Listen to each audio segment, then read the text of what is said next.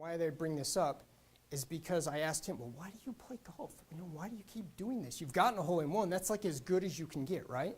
And he said, it's because of the improvement. It's because of the enjoyment that I get seeing it that I get better.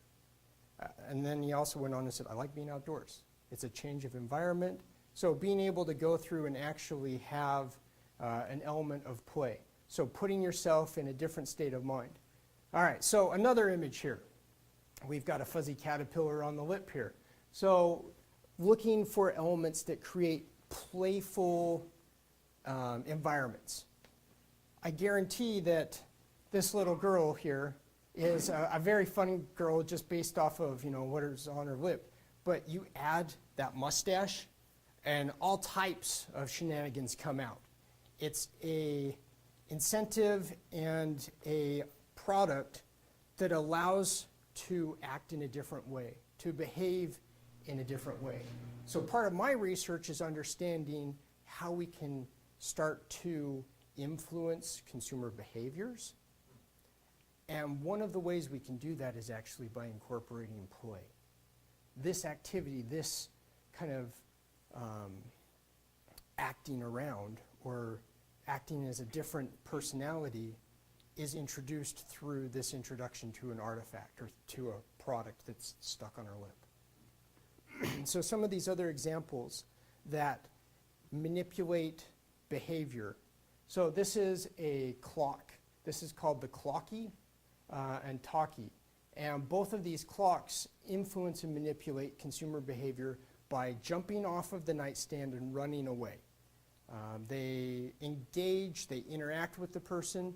And I spoke with the designer of these products, and she said that her initial goal was to develop an alarm clock that made fun of the action of waking up.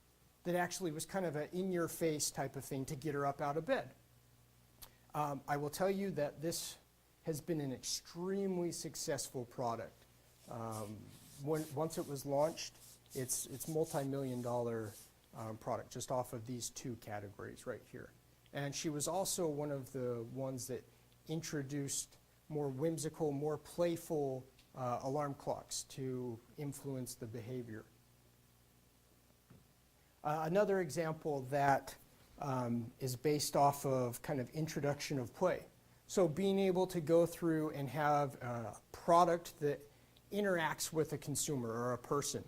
So this one is the wine decanter made by Rocos, and the way it works is that as you go through, you interact with it in the evening. So tipping it, and so it mirrors your actions or your activities. So as the evening begins, you might be having a great time, and by the evening ends, you're probably having a really good time. Another example, so Volkswagen launched something called the fun theory. Those of you that haven't heard about this, please look it up. It's a great concept. So with the fun theory, what they did is they went out and listed a couple of, and not all of these are theirs, but a couple of different ways of evaluating human behavior. So they set out in the real world. They created a slide going down a subway terminal and watched people. So using ethnographic observations, participatory observations, and then they actually surveyed people afterwards. And they'd ask them, well, why did you take the slide versus the stairs? This one, they created a stairwell that functioned as a playable piano. So as you walked up, it played notes. And they have video of people actually playing different songs, jumping on the keys in groups and moving up and down. They saw an increase, 60% more people actually using these stairs versus what they were using the escalators before. So a method for manipulating human behavior, all based around research.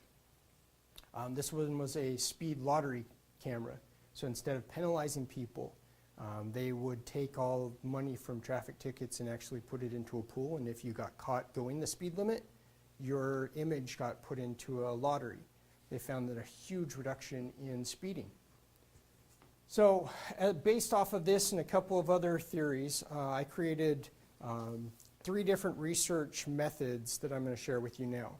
So the first one is play-centric participatory ethnography. And what this relates to is structuring and observing and putting situations where you can actually identify these behaviors. Part of this is incorporating a Plex experiment. This was Nokia's, or a project of Nokia came out where they're using game cards or playing cards with different profiles that you can actually incorporate into scenarios and research methods. So this is part of the PPE.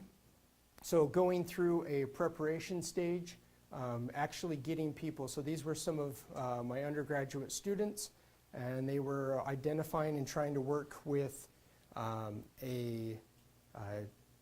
redesigning for a disabled individual. And so part of it is they needed to get in the head of that other individual. So the research that they were conducting was actually going through, and when they were setting up for this, they posed for a shot where the hear no evil, speak no evil, that setup, and it put them in a very lighthearted mood. It alleviated a lot of the tension and the anxiety that they were having because they knew they were going to go out and they had to spend an amount of time blindfolded and experiencing all these different disabilities. So the planning phase then helped them also alleviate those different elements, the anxiety, the animosity, by knowing what they were going to be conducting. So then they initiated the activities and they started looking for these different elements.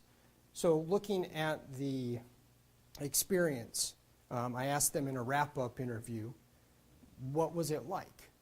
And this lady here actually was communicating. She was extremely nervous. She felt unprepared for the world, and then she went through this kind of preparation and felt a little more confident, and then she went out, and because of that mindset she was in, she said one of the scariest things is that she came up to this railroad track in the background, and she heard a train in the distance, but it didn't actually know where it was at. And the cars were honking and everything, and so she's wandering across this, and because of her planning, she understood kind of how to get through it, but still said that this was one of the scariest things during this experience. And it gave her a lot more insight so that she could then design for these needs to help kind of tie that back into the learning process. And then what you do is you go afterwards, you debrief and you evaluate, and then you share that information. So this is the second area. This is considered a playful persona. So a playful persona is a little different than a normal persona in that the focus is intended more to be one that communicates an activity of play or joy. It shares in a experience or in with an emotional aspect. So again, gathering the research, creating the wrap-up. The other thing with personas is it allows you to communicate across a team of people so that you're all speaking the same user language. And again, a lot of this is based off of psychographics. You're identifying that aha moment. And then the third one is informants. And as part of informants, what we're looking for is information-based actions or acting. So we require the students to actually dress up, and they bring an element of the demographic of the person so that they can help get themselves into that mindset. So this lady here was taking on the role of a 76-year-old lady, and so she brought a shawl in to help her, and then she acted through the experience. And so you can see as she's interacting with this product, by kind of having that shawl, it did a couple of things. It diffused the situation so that she didn't feel as awkward or silly taking on the role, and then it allowed her to maintain focus as she was going through and see the product through a different person's eyes, different perspective. Here are some other examples. So looking at a game design class, so going through and studying and evaluating a gameplay situation, going through brainstorming, working out concepts and possibilities, going in here into the iteration and refinement phase, so prototyping, making things, and then the evaluation after something's been created and allowing other people to play it and evaluate it. So all ties into this loop. We work with a lot of business clients, and so as such, we bring in large groups and make presentations that are all based around this research, and they act out. So this is one example of them actually interacting. So another group of students interacting with their product, their prototype, and evaluating the successfulness of it. I had mentioned life cycle assessments. So this is evaluation of waste. This is another research that we deal with a lot, is sustainability. It's very important in our area. And then some of the strategies that we can go through for optimizing and making sure that we're addressing those needs. So kind of as a wrap-up, when you're conducting design research, and you can see this is one of the prototypes that was coming out of that initial, the area where we were playing with toys. We started prototyping and making different attachments and different things. So going through, making sure that you're prototyping, making sure that you're addressing and evaluating the process, and then tying in quantitative, qualitative research, and then making sure that you understand the intended audience and connecting all the loops. So making sure that everything's building off of itself. So I'm going to leave you, this is an observation that I did when I was looking at a advertisement and interaction project. Oh, whoa, what is that? That wasn't supposed to be there, at least not yet.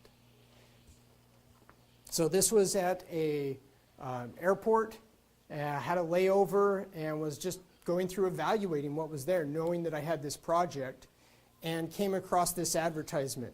And if you notice, every single person that interacts with this ends up getting a smile. I don't know if you were catching those people walking through, but they had direct interaction. And I guarantee that they remember that, or at least I know I still remember it to this day, seeing these people interact with something that put a smile on their face. So it incorporated the aspect of play in a method that influenced their behaviors and positively benefited them. I don't know how many people in the airport have ever had, been late for a flight and running through. I noticed even the people that were late still ran through that and got a smile. They enjoyed the experience. So anything you can do that helps, lighten a mood, and so that's where this ties in now. So, sharing a smile, getting a chuckle. So this is, my nosy little grape over here.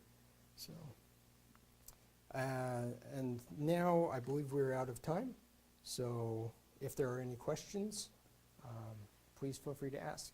And I do have a couple of examples of some student-led projects up here. So we have a recent library exploration project, and then also a blood test project.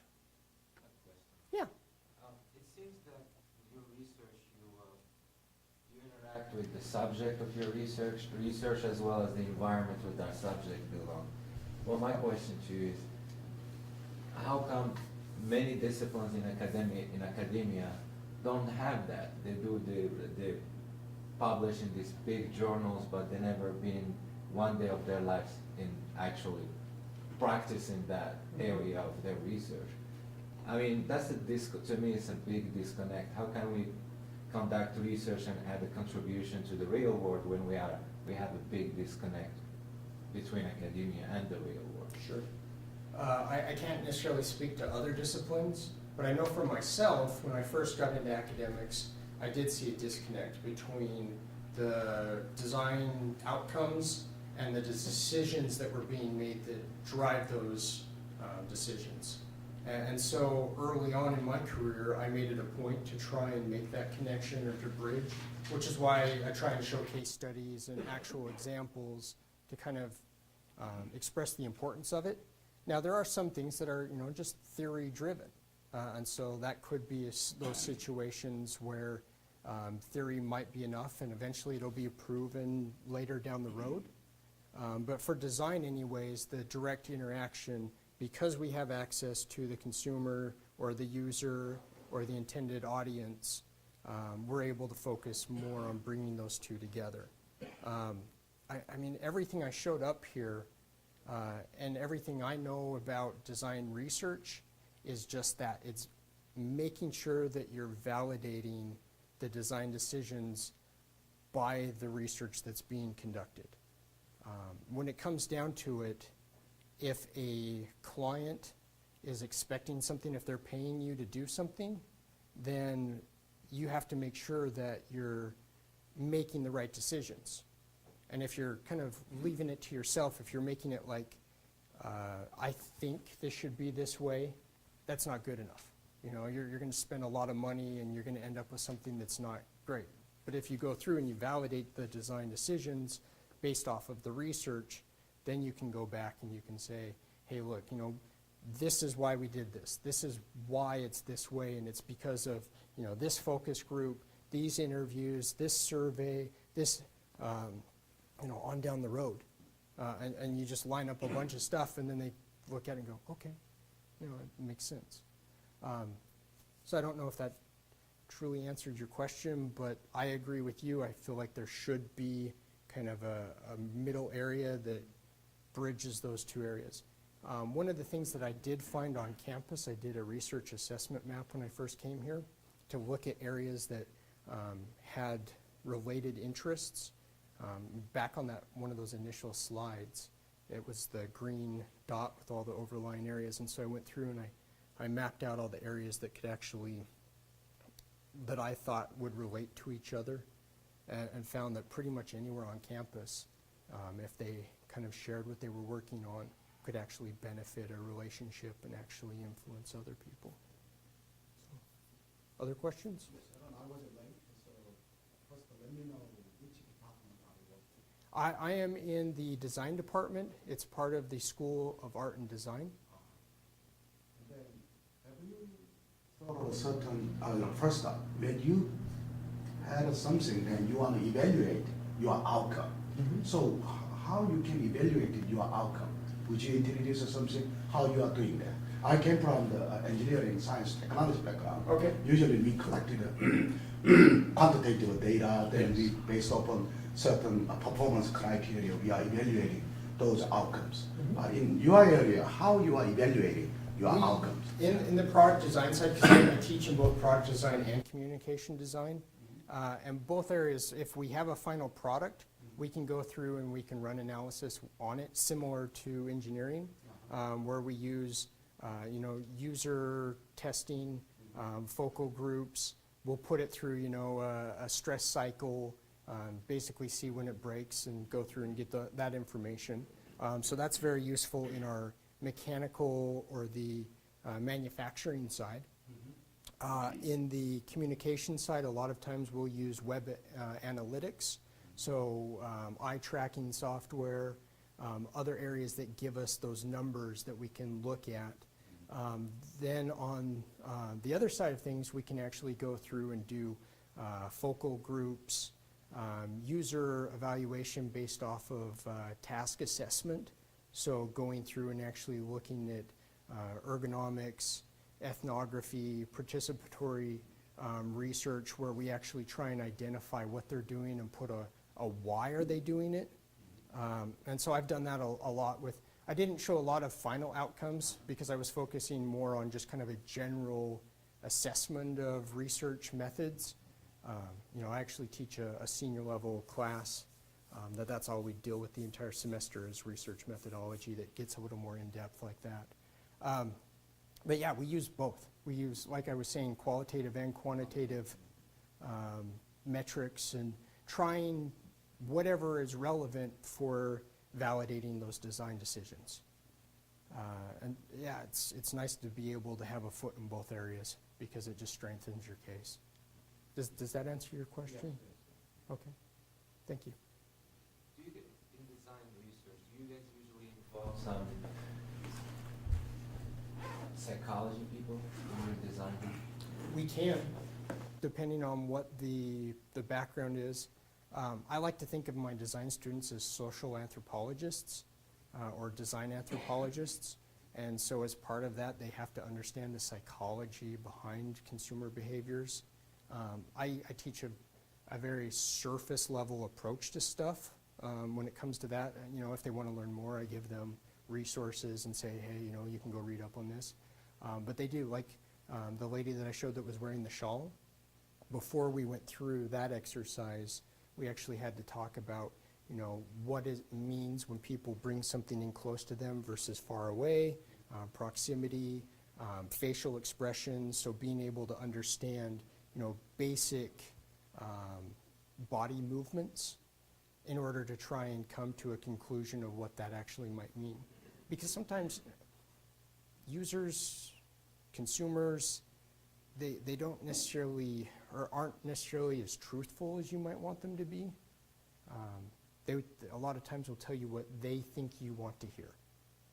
And so you have to understand more of the nonverbal cues in order to try and truly understand, and then you can go back and say, hey, I observed you doing this. Can you tell me a little bit more about why you were doing that? So, yeah. I was especially interested in the way your team worked on reevaluating the structure of the student. Of the rec center? The rec center, right. So I think I asked this question because I come from the profoundly mystifying building known as Feiner. Wander around for months before they know where to go. I guess I have a couple questions. Were those suggestions actually taken up by the rec center? And if they were, how did that get enabled? If they weren't, can you explain why it might have been a problem? And then can you imagine turning your students loose on a really building that's almost, it's not designed to be mystifying, but it was designed so that every department could have input on what they wanted to do. And so like every area of Feiner has this disciplinary ghost hanging over it. From what I understand with Feiner is it was intended to be difficult to move between departments. It was intentionally made to kind of not have an easy route through. And there were a host of reasons why at the time, and I think if you look back at the history, there was some legitimate concerns. Now, as far as my students go and the project, that was a client-initiated project. They came to us, and we had been working with them prior on some signage and some other things. And so they participated with us. They walked around at one of the situations and told us about their environments and told us, you know, what they were looking at, as well as eventually they did incorporate those elements. So if you go look right now, many things have changed. The rec center is vastly improved as far as the signage and what they've been doing over there to try and promote wayfinding and getting from point A to point B. Now, this definitely influenced. This wasn't necessarily the final results for their upgrades and their restructuring, but it definitely influenced what they were looking at. You know, placement of the icons, the signage, those types of things. Other questions? Did that address what you were? Okay. Although it leaves me with this question that some of my students have complained about, which is trying to read maps, these big maps that are thrown all around the university. And one of the things that they find regularly baffling about them is that they're used to the convention in all maps that north is always up. And these maps seem to be Oriented to your position. right. But the problem is if you're lost, you don't have a position to orient yourself in relation to, if I can put it like that. Yeah. There are some basic keys that you can incorporate into those systems to help reorient a person. You know, if you're in a building, and you're looking for a room number, it's not predicated off of north, south, east, directions like that. It's based off of areas around you and rooms around you, so your orientation is already different. And so, going through evaluating that type of product or, I guess, system has a little bit different need. So, as we were going through in the creative brief, we listed all those different needs. We listed all the different observations and the different things that we were designing for. So, the north is up is one way that they've tried to standardize. If you're going through testing or in like elementary school, they kind of show north is up, south is down. And so it's drawing upon kind of familiarity. So in order to overcome that, you actually have to introduce additional elements that help you kind of get your grounding. But I could go on like a lot of talk about that, but maybe another time. So, yeah. As an accountant, we always look at cost benefits analysis for everything we do. For something that you do, when you're designing and adding value to an existing product, we can take the maps example. How do you quantify the value you add with your design? The value itself in Yeah. the design? How do you quantify Well, in products itself, you can talk about additional revenue, so additional units being sold. As far as like on the map side, it's a little more difficult because there's not a direct monetary value connected to it. But if you talk about emotional experience, so going back to that play aspect or the playification, making someone enjoy the experience. So if I'm looking at a map, there's two possibilities. I find my way and it's a pleasant experience, or I'm lost and I get really frustrated and the map doesn't help me.